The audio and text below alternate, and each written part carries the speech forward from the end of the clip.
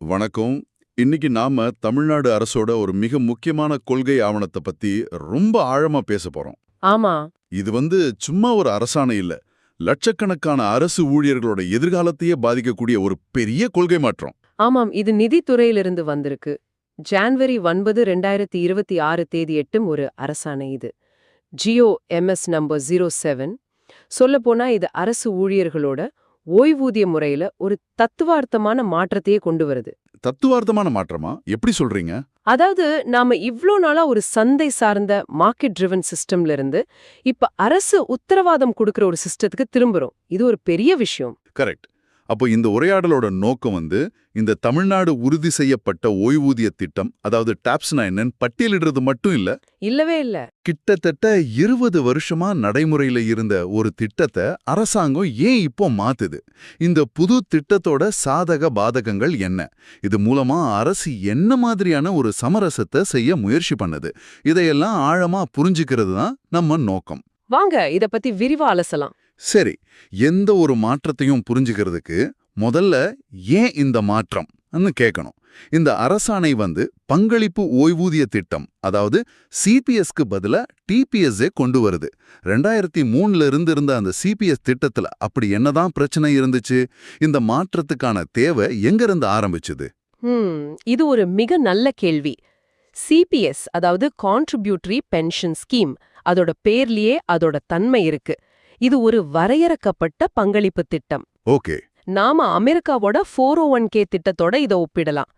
ஊழியர் அவங்க சம்பளத்துல ஒரு பகுதியை கொடுப்பாங்க, அரசும் அதுக்கு சமமான ஒரு பங்கை கொடுக்கும். அந்த பணம் ஒரு நிதியில முதலீடு செய்யப்பட்டு வாழ்றோம். அப்போ ரிட்டையர் ஆகும்போது அந்த ஃபண்ட்ல எவ்வளவு பணம் இருக்கோ அதுதான் அந்த ஊழியருக்கு கிடைக்கும், அப்படிதானே? மிகச்சரியா சொன்னீங்க. இங்கதான் முக்கியமான சிக்கலே இருக்கு. என்ன சிக்கல்? அந்த ஓய்வூதிய நிதி சந்தையோட ஏற்ற இறக்கங்களுக்கு உட்பட்டது. அதனால ரிட்டையர் ஆகும்போது மாசம் எவ்வளோ பென்ஷன் கிடைக்கும்னு எந்த ஒரு கேரண்டியும் கிடையாது. ஆமா, மார்க்கெட் சரிஞ்சா பணமும் குறையும். அதேதான். இது ஒரு நிச்சயமற்ற தன்மையை உருவாக்குது. கிட்டத்தட்ட 20 வருஷம் கழிச்சு சிபிஎஸ் திட்டத்துக்கு கீழே வேலைக்கு சேர்ந்த முதல் தலைமுறை ஊழியர்கள் ஓய்வு பெறும்போது இந்த நிச்சயமற்ற தன்மை ஒரு பெரிய கவலையா மாறிடுச்சு. ஓ, அப்போ இது வெறும் பாலிசி லெவல் விவாதம் மட்டும் இல்ல, நிஜமான மனுஷங்களோட வாழ்க்கை பிரச்சனை. இது நடக்கும்போது மத்திய அரசு அளவுல என்ன நடந்துட்டு இருந்துச்சு? அதுதான் இதுல இன்னொரு சுவாரஸ்யமான பாயிண்ட். தமிழ்நாடு சிபிஎஸ்ஐ அறிமுகப்படுத்தின அடுத்த வருஷமே, அதாவது 2004ல மத்திய அரசு அவங்க ஊழியர்களுக்கு தேசிய ஓய்வூதிய திட்டத்தை என்பிஎஸ்ஐ கொண்டு வந்தாங்க. அதுவும் இதே மாதிரி ஒரு திட்டம் தானே? ஆமா, அதுவும் ஒரு பங்களிப்பு திட்டம்தான். ஆனா காலப்போக்குல பல மாநிலங்கள்ல அரசு ஊழியர் சங்கங்கள் இந்த பங்களிப்பு திட்டங்கள் எங்களுக்கு போதிய சமூக பாதுகாப்பு கொடுக்கலன்னு சொல்ல ஆரம்பிச்சாங்க. பழைய ஓய்வூதிய திட்டத்துக்கே திரும்ப போகணும்னு ரொம்ப வலுவா கோரிக்கை வைக்க ஆரம்பிச்சாங்க. இந்த அழுத்தம் தமிழ்நாடு உட்பட பல மாநிலங்கள்ல கொள்கை வகுப்பாளர்களை மறுபரிசீலனை செய்ய வச்சது. புரியுது. அப்போ அரசு ஊழியர்கள் கிட்ட இருந்து ஒரு தொடர்ச்சியான அழுத்தம் உருவாகியிருக்கு. ஆனா அரசாங்கங்கள் எப்பவுமே இந்த மாதிரி அழுத்தங்களை சந்திச்சுட்டு தானே இருக்கு. இந்த தடவை மட்டும் ஏன் ஒரு உயர்மட்ட குழு அமைக்கிற அளவுக்கு இது முக்கியமாச்சு? அரசியல் காரணிகளை தாண்டி நிர்வாக ரீதியாவோ இல்ல பொருளாதார ரீதியாவோ சிபிஎஸ்ஐ மறுபரிசீலனை செய்ய வேற காரணம் இருந்துச்சா? இது ஒரு நுட்பமான செய்தி. அரசியல் அழுத்தம் ஒரு முக்கியமான காரணம், அது மறுக்க முடியாது. ஆனா அதையும் தாண்டி ஒரு நீண்ட கால பார்வையில பார்த்தா ஒரு திறமையான நிர்வாகத்தை நடத்த ஊழியர்களோட மன உறுதி, அதாவது மாரல் ரொம்ப முக்கியம். ஆமா, அது இல்லாம சரியா வேலை நடக்காது. ஓய்வு காலத்தை பத்தின ஒரு நிலையான கவலை ஊழியர்களோட செயல்திறனை பாதிக்கலாம்னு ஒரு நிர்வாக ரீதியான பார்வையும் இருந்திருக்கலாம். இத சரி பண்ணத்தான் அரசின் கூடுதல் தலைமைச் செயலாளர் திரு ககன்தீப் சிங் பேடி தலைமையில ஒரு குழுவா அமைச்சாங்க. அப்போ இது வெறும் கோரிக்கைகளுக்கு பணிஞ்சு போற செயல் இல்ல, பிரச்சனையின் மூலத்தை ஆராயறதுக்கான ஒரு முறைப்படுத்தப்பட்ட முயற்சி. அந்த குழுவோட வேலை என்னவா இருந்துச்சு? சும்மா ஊழியர்களோட கோரிக்கைகளை ஏத்துக்கிறதா? இல்ல, அதுதான் இந்த செயல்முறையோட மிக முக்கியமான அம்சம். அந்த குழுவுக்கு கொடுத்த வேலை ஒரு கயிறு மேல நடக்கிற மாதிரி. அப்படியா? ஒரு பக்கம் பழைய ஓய்வூதிய திட்டம், இப்போ இருக்கிற சிபிஎஸ், அப்புறம் மத்திய அரசோட ஒருங்கிணைந்த ஓய்வூதிய திட்டம், இதை எல்லாத்தையும் ஒப்பிட்டு ஊழியர்களோட சமூக பாதுகாப்பு கோரிக்கைகளை நிறைவேற்றணும். மறுபக்கம் மாநிலத்தோட நீண்டகால நிதி நிலைத்தன்மைய குலைச்சிடக்கூடாது. அதாவது ஊழியர்களையும் பார்த்துக்கணும், கருவூலத்தையும் காலி பண்ணிடக்கூடாது. இது ஒரு கஷ்டமான பேலன்ஸ் தான். ரொம்ப கஷ்டமான பேலன்ஸ்.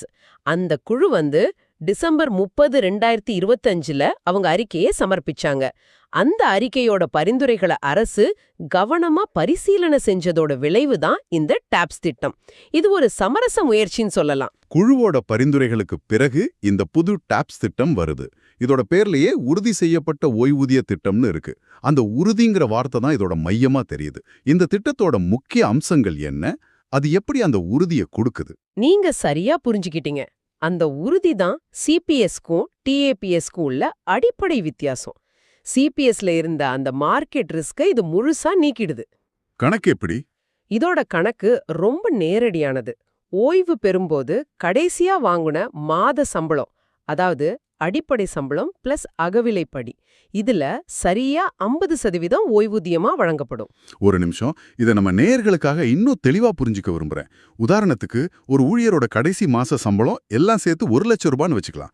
அப்போ அவருக்கு வாழ்நாள் முழுக்க மாசம் 50,000 ரூபாய் பென்ஷன் கிடைக்குமா? ஆமா, உங்களுக்கு வாழ்நாள் முழுக்க மாசம் 50,000 ரூபாய் கிடைக்கும். பணவீக்கத்துக்கு ஏற்ப இது மாறுமா? நிச்சயமா. பணியில இருக்கிற ஊழியர்களுக்கு அகவிலைப்படி உயரும் போதெல்லாம் இந்த ஓய்வூதியமும் உயரும். இது சிபிஎஸ்ல இருந்த அந்த நிச்சயமற்ற தன்மைக்கு ஒரு மிகப்பெரிய மாற்று. இது ஊழியர்களுக்கு ஒரு பெரிய பாதுகாப்பு உணர்வை கொடுக்கும். ஆனா இந்த உத்தரவாதத்துக்கு யார் பணம் கொடுக்கறான்? ஊழியரோட பங்களிப்பு என்னவா இருக்கும்? ஊழியர்கள் அவங்களோட மாத சம்பளத்துல, அதாவது அடிப்படை சம்பளம் பிளஸ் அகவிலைப்படியில 10% இந்த திட்டத்துக்கு கட்டாயமா பங்களிக்கணும். இங்கதான் அரசோட மிகப்பெரிய பொறுப்பு வருது. அது என்ன? ஊழியரோட 10% பங்களிப்புக்கு அப்புறம் இந்த உறுதி செய்யப்பட்ட ஓய்வூதியத்தை கொடுக்க தேவைப்படுற மீதமுள்ள முழு தொகையும் தமிழ்நாடு அரசே ஏத்துக்கும்னு இந்த டாக்குமெண்ட் சொல்லுது. முழு தொகையுமா? ஆமா. பொருளாதார நிபுணர்கள் இத அன்ஃபண்டட் லயபிலிட்டி, அதாவது நிதியளிக்கப்படாத பொறுப்புன்னு சொல்லுவாங்க. சிபிஎஸ் திட்டத்துல மாசம் பணம் சேகரிக்கப்பட்டு முதலீடு செய்யப்பட்டு ஒரு ஃபண்ட் உருவாகுது.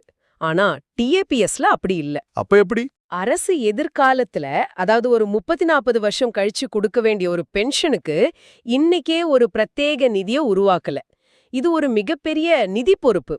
பல மாநிலங்கள் இந்த மாதிரியான பொறுப்புல இருந்து விலகி போக முயற்சிக்கும் போது தமிழ்நாடு ஒரு புது கட்டுப்படுத்தப்பட்ட வடிவத்தை உருவாக்குது. அப்படியானால் இது ஊழியர்களுக்கு பாதுகாப்பு கொடுத்தாலும் மாநிலத்தோட நிதிநிலையில நீண்ட காலத்துல ஒரு பெரிய சுமையை ஏத்துது. சரி, ஓய்வூதியதாரரோட குடும்பத்துக்கு என்ன பாதுகாப்பு இருக்கு? அதுவும் இந்த திட்டத்தோட ஒரு முக்கியமான பலம். ஒருவேளை ஓய்வூதியதாரர் இறந்துட்டா அவரோட குடும்பத்துக்கு அவர் கடைசியா வாங்கின ஓய்வூதியத்துல 60% குடும்ப ஓய்வூதியமா வழங்கப்படும். ஓ, அப்ப குடும்பத்துக்கும் பாதுகாப்பு இருக்கு. ஆமா, ஓய்வுக்கு பிறகும் ஒரு குடும்பத்தோட நிதி பாதுகாப்பை இது உறுதி செய்யுது. இது தவிர பணிக்கொடை, அதாவது கிராச்சுவிட்டி, அதோட அதிகபட்ச வரம்பு 25 லட்சம் ரூபாயை நிர்ணயிச்சிருக்காங்க. உறுதி செய்யப்பட்ட ஓய்வூதியம், குடும்ப ஓய்வூதியம், அகவிலைப்படி, பணிக்கொடை. இது ஒரு விரிவான சமூக பாதுகாப்பு தொகுப்பா தெரியுது. இப்போ என் மனசுல வர அடுத்த கேள்வி, யாருக்கெல்லாம் இந்த பலன்கள் கிடைக்கும்? இது இப்போ வேலையில இருக்கிற லட்சக்கணக்கான சிபிஎஸ் ஊழியர்களையும் சேர்த்தா, இல்ல இது ஒரு கோடு கிழிச்சு இனிமே வர்றவங்களுக்கு மட்டும்தானா? இதுதான் இந்த அரசாணையோட மிக நுட்பமான மற்றும் முக்கியமான பகுதி. இத நாம 3 பிரிவா பிரிச்சு பார்த்தா தெளிவா புரியும். சரி, முதல் பிரிவு யார்? முதல் பிரிவு எதிர்கால ஊழியர்கள். ஜனவரி 1, 2026 அன்னைக்கோ இல்ல அதுக்கு பிறகோ அரசு பணியில சேர்ற தகுதியுள்ள எல்லா புது ஊழியர்களுக்கும் டிஏபிஎஸ் திட்டம் கட்டாயம். அவங்களுக்கு வேற சாய்ஸ் இல்ல. ஓகே, புதுசா வர்றவங்களுக்கு இது கட்டாயம். இப்போ பணியில இருக்கிறவங்களோட நிலைமை என்ன? அவங்க தானே பல வருஷமா போராடினாங்க. அதுதான் 2வது பிரிவு.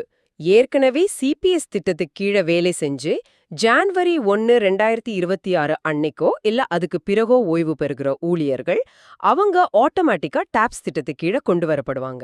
சரி. ஆனா அதுக்கு பிறகும் தொடர்ந்து வேலையில இருக்கிற மத்த சிபிஎஸ் ஊழியர்களுக்கு அவங்க ஓய்வு பெறுகிற நேரத்துல ஒரு தேர்வு, அதாவது ஒரு ஆப்ஷன் வழங்கப்படும். ஒரு ஆப்ஷன் கொடுக்கறாங்களா? அது ரொம்ப சுவாரஸ்யமா இருக்கு. டாப்ஸ் இவ்ளோ நல்லதா தெரியும் போது ஒருத்தர் ஏன் பழைய சிபிஎஸ் திட்டத்தை தேர்ந்தெடுக்கணும்? அந்த ஆப்ஷனுக்கு பின்னால என்ன லாஜிக் இருக்கு? இது ஒரு அருமையான கேள்வி. ஏன்னா ஒவ்வொருத்தரோட நிதி தேவைகளும் வேற வேற மாதிரி இருக்கும். டாப்ஸ் வாழ்நாள் முழுக்க ஒரு நிலையான கணிக்கக்கூடிய மாச வருமானத்தை கொடுக்குது. மாசாந்திர செலவுகளுக்கு இது நல்லது. ஆமா, ஆனா சிபிஎஸ் திட்டத்துல ஓய்வு பெறும்போது மார்க்கெட் நல்லா இருந்தா ஒரு பெரிய மொத்த தொகை, அதாவது லம்சம் கிடைக்க வாய்ப்பு இருக்கு. ஒருத்தருக்கு தன்னோட பிள்ளையோட கல்யாணம், படிப்பு இல்ல வீடு கட்டுறது மாதிரி பெரிய செலவுகள் இருந்தா அவர் அந்த மொத்த தொகையை விரும்பலாம். புரியுது. அதனால நிலையான வருமானமா இல்ல பெரிய மொத்த தொகையாங்கிற தேர்வை ஊழியர்கள் கிட்டயே விடுறது ஒரு நியாயமான அணுகுமுறை. ஆக அரசு ஒரு தீர்வை திணிக்காம ஊழியர்களோட தனிப்பட்ட நிதி திட்டமிடலுக்கு ஒரு நெகிழ்வுத்தன்மையை கொடுக்குது. இது உண்மையிலே ஒரு முக்கியமான அம்சம். சரி, மூன்றாவது பிரிவு யார்? மூன்றாவது பிரிவு இந்த அரசாங்கம் ஏற்கனவே ஓய்வு பெற்றவங்களே மறக்கலங்கிறத காட்டுது. சிபிஎஸ் திட்டத்துக்கு கீழே பணியில சேர்ந்து இந்த புது டிஏபிஎஸ் திட்டம் வரதுக்கு முன்னாடியே ரிட்டையர் ஆனவங்க, அவங்களுக்கு என்ன பண்றதுன்னு ஒரு கேள்வி இருந்துச்சு. அவங்களுக்கும் ஏதாவது பலனுண்டா? உண்டு. அவங்கள முழுசா கைவிடல. அப்படி ஓய்வு பெற்றவங்களுக்கு அவங்க வேலை செஞ்ச காலத்துக்கேற்ப ஒரு சிறப்பு கருணை ஓய்வூதியம், அதாவது ஸ்பெஷல் கம்பேஷனேட் பென்ஷன் வழங்கப்படும்னு இந்த அரசாணை சொல்லுது. ஓ, அப்படியா? ஆமா. அதோட அளவு, கணக்கீட்டு முறைகளெல்லாம் இனிமே தான் அறிவிப்பாங்க. ஆனாலும் இது ஒரு நல்லெண்ண சமிக்ஞையா பார்க்கப்படுது. அப்படி என்றால் ஒட்டுமொத்தமா பார்க்கும்போது இந்த டிஏபிஎஸ் நோது பங்களிப்பை மட்டுமே அடிப்படையாக கொண்ட ஒரு அமைப்பிலிருந்து சம்பளத்தோட இணைக்கப்பட்ட ஒரு உத்தரவாதமான ஓய்வூதியத்தை வழங்குற ஒரு பெரிய கொள்கை மாற்றமா தெரியுது. இத பழைய ஓய்வூதிய திட்டத்தோட மறுபதிப்புன்னு சொல்லாமா? இல்ல, அது சரியான ஒப்பீடு இல்ல. இத ஒரு கலப்பிட மாதிரி, அதாவது ஹைபிரிட் மாடல்னு சொல்றதுதான் பொருத்தமா இருக்கும். ஏன் அப்படி? இது பழைய ஓய்வூதிய திட்டத்தோட வரையறுக்கப்பட்ட பலன், அதாவது டிஃபைன்டு பெனிஃபிட்ங்கிற அம்சத்தை எடுத்துக்குது.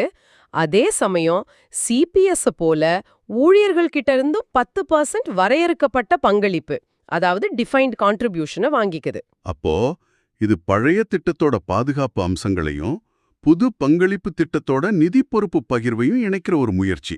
ஆனா இந்த சமரச முயற்சி ரெண்டு தரப்பே முழுசா திருப்திப்படுத்தாம போகவும் வாய்ப்பு இருக்கே. நீங்க சொல்றது மிகச்சரி. அதுதான் ஒரு சமரசத்தோட உள்ளார்ந்த சவால். தீவிரமான பழைய ஓய்வூதிய திட்ட ஆதரவாளர்கள் ஊழியர்கள்கிட்ட ஏன் 10% பங்களிப்பு வாங்கணும்னு கேட்கலாம். அதே மாதிரி மறுபுறம் கடுமையான நிதி ஒழுக்கத்தை ஆதரிக்கிறவங்க அரசு ஏன் இவ்ளோ பெரிய நிதி அளிக்கப்படாத பொறுப்பை ஏத்துக்கணும்னு கேட்கலாம். இந்த திட்டம் இந்த ரெண்டு உச்சகட்ட நிலைப்பாடுகளுக்கும் நடுவுல ஒரு பாதையை கண்டுபிடிக்க முயற்சி பண்ணுது. இந்த விவாதம் தமிழ்நாட்டுக்குள்ள மட்டும் நடக்கலையே. இந்தியா முழுக்க பல மாநிலங்கள் இந்த ஓய்வூதிய சிக்கலை எப்படி கையாள்றதுன்னு யோசிச்சுட்டு இருக்காங்க. நிச்சயமா இது ஒரு பரந்த தேசிய விவாதத்தோட பிரதிபலிப்பு. சில மாநிலங்கள் பழைய ஓய்வூதிய திட்டத்துக்கே முழுசா திரும்பிட்டாங்க. ஆந்திர பிரதேசம் உத்தரவாத ஓய்வூதிய திட்டம்னு ஜிபிஎஸ்னு இன்னொரு ஹைபிரிட் மாடலை செயல்படுத்தியிருக்காங்க. அது எப்படி? அதுல சந்தை வருமானம் ஒரு குறிப்பிட்ட அளவுக்கு குறைவா இருந்தா மட்டும்தான் அரசு ஈடு செய்யும். தமிழ்நாடு இந்த டிஏபிஎஸ் மூலமா தனக்குன்னு ஒரு தனித்துவமான பாதையை வகுக்க முயற்சி பண்ணுது. அரசு ஊழியர்களோட சமூக பாதுகாப்புக்கும் மாநிலத்தோட நிதி நிலைத்தன்மைக்கும் நடுவுல ஒரு சமநிலையை அடையிறது தான் 21ஆம் நூற்றாண்டோட மிகப்பெரிய பொது கொள்கை சவால்கள்ல ஒண்ணு. நீங்க கையில வச்சிருக்கிற இந்த அரசாணை எல்லா விவரங்களையும் கொடுக்குதா, இல்ல இன்னும் பதில் இல்லாத கேள்விகள் இருக்கா? இது ரொம்ப முக்கியமான பாயிண்ட். இந்த அரசாணை ஒரு கொள்கை அறிவிப்பு மட்டும்தான். அதாவது இது ஒரு கட்டடத்தோட ப்ளூ பிரிண்ட் மாதிரி. கட்டடத்தோட உண்மையான உறுதி அதோட செங்கல், சிமெண்ட்ல தான் இருக்கு. அது மாதிரி இந்த திட்டத்தோட உண்மையான தாக்கம் இனிமே வெளியிட போற விரிவான விதிகள், தகுதிகள், அப்புறம் செயல்பாட்டு வழிகாட்டுதல்களை பொறுத்து தான் அமையும். உதாரணத்துக்கு ஒரு ஊழியர் சிபிஎஸ்ல இருந்து டிபிஎஸ்க்கு மாறும்போது அவரோட பழைய சிபிஎஸ் கணக்குல இருக்கிற பல லட்சம் ரூபாய் என்னாகும்? அது அரசாங்கத்துக்கிட்ட ஒப்படைக்கப்படுமா இல்ல ஊழியருக்கு திருப்பி தரப்படுமா? இந்த மாதிரி பல முக்கியமான கேள்விகளுக்கு அந்த விரிவான விதிகள்ல தான் பதில் கிடைக்கும். ஆக இது ஒரு பயணத்தோட தொடக்கம்தான், முடிவல்ல. இந்த ஆவணத்தை விரிவாக அலசுனதுல இது வெறும் ஓய்வூதிய மாற்றம் மட்டும் இல்ல, இது ஒரு சமூக ஒப்பந்தத்தை மறுவரையறை செய்கிற முயற்சிங்கிறது புரியுது. மிகச்சரியா சொன்னீங்க. இத பத்தி நம்ம பேசி முடிக்கும்போது இந்த ஆவணத்துல நேரடியா பதில் இல்லாத, ஆனா இதிலேருந்து உருவாகிற ஒரு சிந்தனை என் மனசுல தோணுது. என்ன அது? ஒரு உத்தரவாதமான ஓய்வூதியங்கிறது ஒரு காலத்துல அரசு பணியோட மிகப்பெரிய ஈர்ப்பா இருந்துச்சு. கடந்த 20 வருஷத்துல அந்த ஈர்ப்பு குறைஞ்சிருந்தது. இப்போ டிபிஎஸ் மாதிரி ஒரு திட்டத்தின் மூலமா அந்த உத்தரவாதம் திரும்ப வரும்போது இது எதிர்காலத்துல அரசு பணிகளுக்கான போட்டியை எப்படி மாற்றும்? தனியார் துறையில இருக்கிற அதிக சம்பளத்தோடு ஒப்பிடும்போது இந்த வாழ்நாள் சமூக பாதுகாப்பு திறமையான இளம் தலைமுறையினரை அரசு பணிகளை நோக்கி ஈர்க்கிற ஒரு கருவியா மீண்டும் மாறுமா? இது நம்ம எல்லாரும் சிந்திக்க வேண்டிய ஒரு விஷயம்.